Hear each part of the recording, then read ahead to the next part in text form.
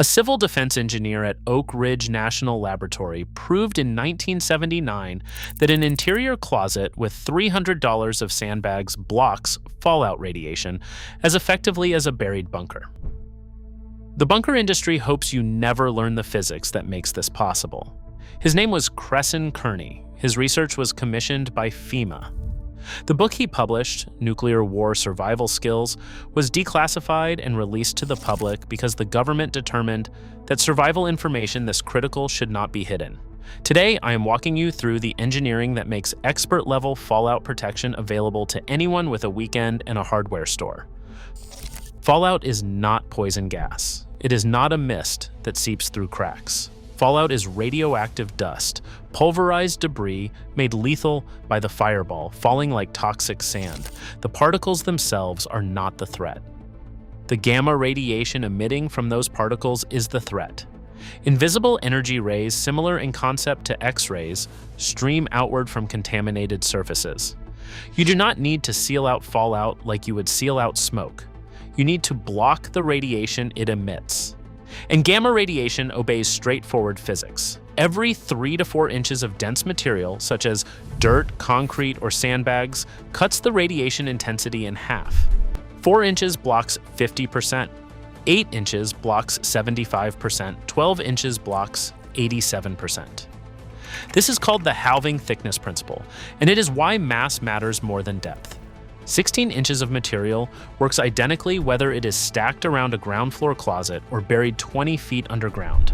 A $40,000 buried bunker provides fallout protection because of the earth surrounding it, not because it is buried. You can achieve the same mass equation differently.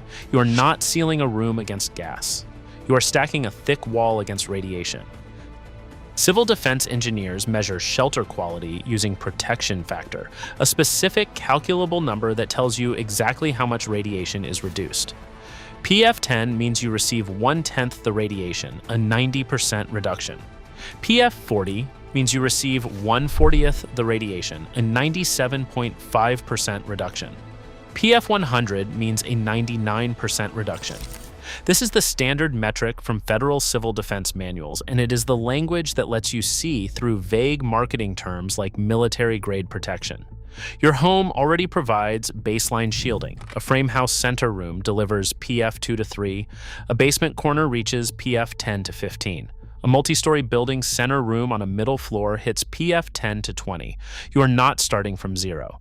And here is the number that changes the equation. PF40 is the federal threshold for a rated fallout shelter.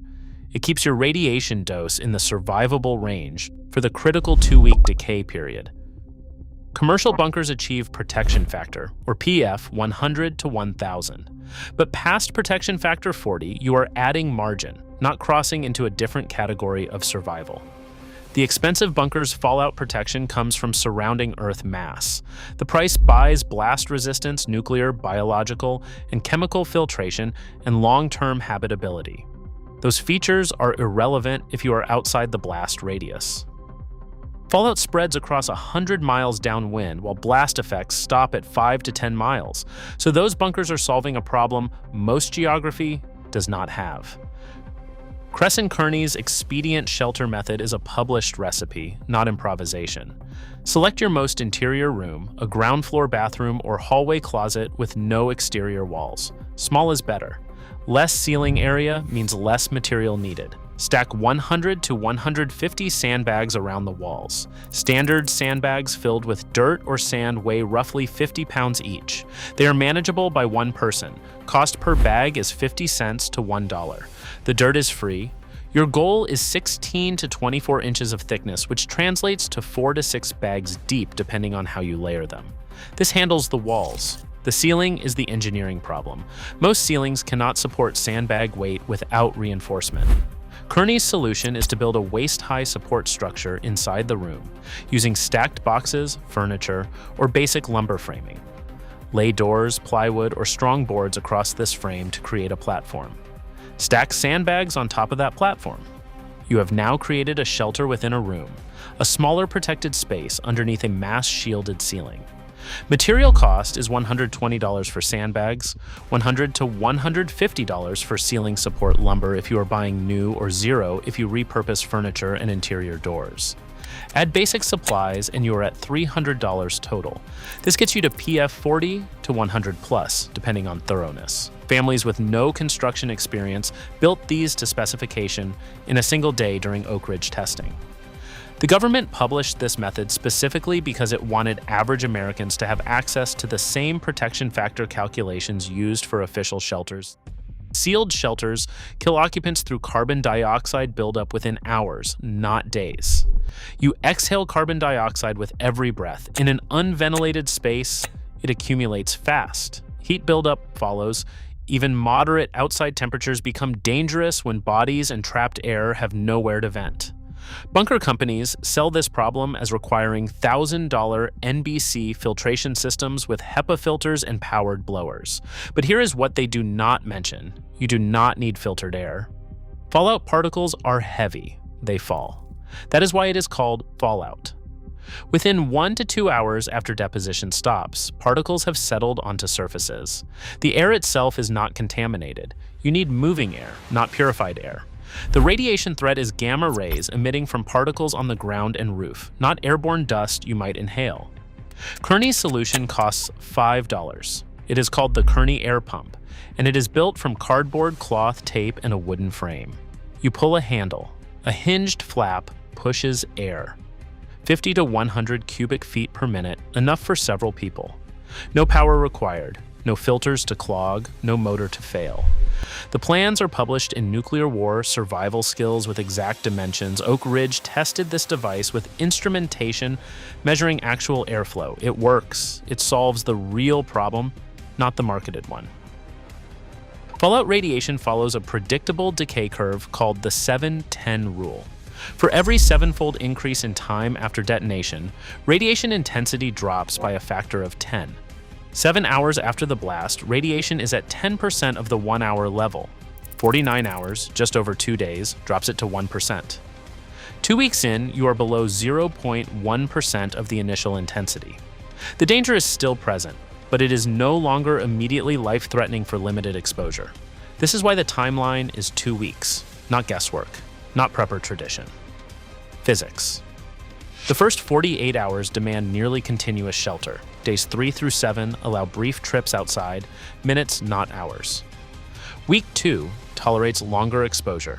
After 2 weeks, fallout becomes a long-term health concern, not an acute survival threat. You are not hiding forever. You are waiting out an exponential curve. And that makes supply planning straightforward. 1 gallon of water per person per day for 14 days equals 14 gallons per person. Compact, storable. Any non-perishable food works. You are not provisioning for years. A 5-gallon bucket with a toilet seat lid and plastic bags handles sanitation. A battery-powered radio keeps you informed on when it is safe to emerge. The prep is finite because the timeline is finite. You are not building a lifestyle bunker. You are building a storm shelter with a 2-week occupancy rating backed by radiation physics that tells you exactly when the storm ends. This method protects against fallout radiation across the downwind hazard zone. That zone extends 100 miles or more depending on weapon yield and wind patterns. It covers the vast majority of at-risk geography. A blast radius, even from a large warhead, runs 5 to 10 miles for severe destruction. The difference in scale is enormous. Most survival scenarios are fallout scenarios. This shelter is sized for that reality. It does not protect against direct blast effects, overpressure, thermal pulse, initial gamma and neutron radiation in the first 60 seconds. If you are inside that radius, civilian options are limited regardless of budget. It also does not provide long-term habitability. This is a 2-week emergency shelter, not a compound. Commercial bunkers solve blast survival and extended occupation. Those features matter if you have intelligence suggesting you are in a target zone, or if your threat model includes societal collapse lasting months. But for fallout exposure outside the blast radius, the scenario affecting 19 out of 20 people in a nuclear event, the expedient shelter and the buried bunker are solving the same physics problem using the same protection factor range. One costs $300. The other costs $40,000. The difference is not the radiation shielding. The difference is what else you are buying. The federal government spent millions developing this research at Oak Ridge National Laboratory and published it for free because engineers knew most Americans couldn't afford bunkers. Effective preparedness had to be accessible preparedness. Crescent Kearney's work was not survival speculation. It was weapons effects engineering applied to civilian protection, tested and validated under Department of Energy oversight. Nuclear war survival skills was released into the public domain specifically so this knowledge would reach ordinary people. The bunker industry is not lying to you, but they are selling solutions sized for blast survival and long-term collapse scenarios that apply to a tiny fraction of threatened geography. For the fallout protection that 19 out of 20 people actually need, the physics has been solved since 1979. The declassified manual is free. The materials cost $300. The shelter can be built in a weekend. You now know the engineering. You now know the metrics. You now know the difference between marketed fear and calculated protection. The choice has always been yours. You just needed to know where to look.